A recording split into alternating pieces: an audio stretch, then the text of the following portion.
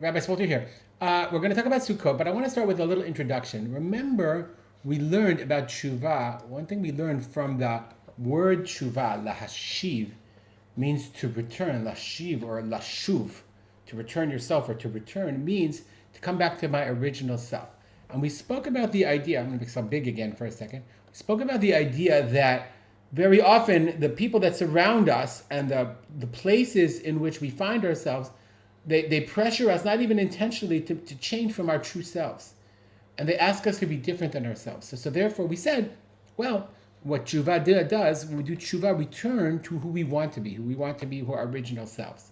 And I want to keep that theme in mind when we talk about the idea. We're going to talk about the idea of a sukkah.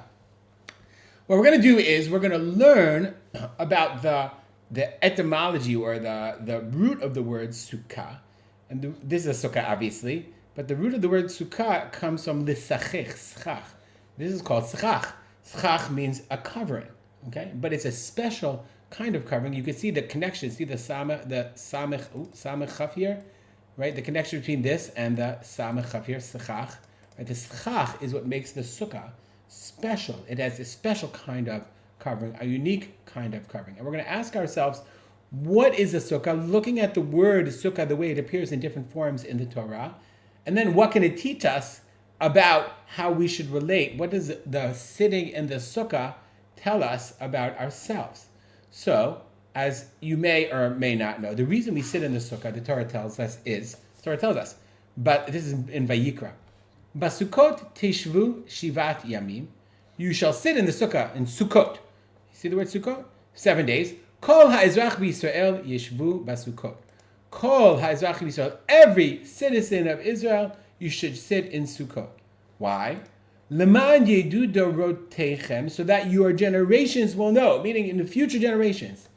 Ki basukot hoshavti et bnei Yisrael, that I sat the Jewish people in Sukkot, meaning I placed them in Sukkot. V'hotzi'i otam me'eretz Yitzrayim, when I took them out of Egypt, ani Hashem Elokechem. So we sit in the sukkah to remind ourselves, and so that we'll know, and our children will know, and our parents taught us, that Hashem sat us in Sukkot when He took us out of the land of Egypt. Now, obviously, the question becomes, what does that mean, that Hashem sat us in Sukkot? And why do I have to sit in Sukkot? So the first of all, I want you to notice, it's really interesting, the things that should really stand out to you. Okay, we understand the Torah says, Basukot teshvu shivat yamim, sit for 7 days. Why does it say Kol ha'ezrach b'Yisrael? Every Jewish citizen. Obviously, there are halachot that we can learn, but big deal. Every Jewish citizen, of course, we have to sit in the sukkah. Secondly, leman yedu dorotechem. It's an education, so they will know, the future generations. What is the connection between this and future generations? Why does Hashem think it's so important for us to teach future generations that there's a connection between all the citizens, all the members of the Jewish people, and future generations connected to Sukkot? Now we ask, what are these Sukkot? So the very famous Gemara in Sukkah. And the Gemara quotes a Baraita, an opinion, a machloket between Rabbi Eliezer and Rabbi Akiva. Oh, make it a little shorter, so it goes, there we go. Rabbi Eliezer says, the Sukkot were ananei hakavod.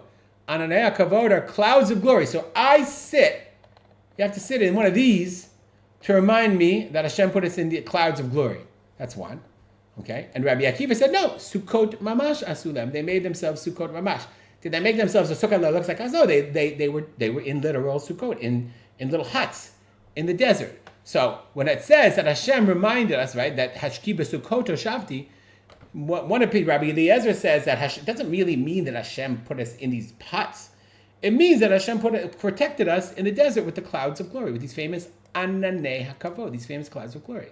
Rabbi Akiva says, no, what are you talking about?